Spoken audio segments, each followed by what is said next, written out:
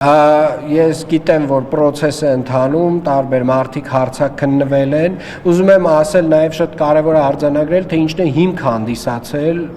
այդ հայտարարության համար 3 process-ը տեղի ունեցել։ Առաջինը աղբավայրի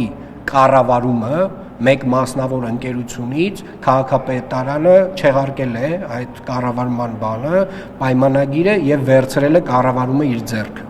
Երկրորդ, 2 օր առաջ միջադեպից որոշ անձինք որոշ բաներ են խոսացել աղբավայրում, որ շուտով ինչ-որ բան է տեղի ունենալու,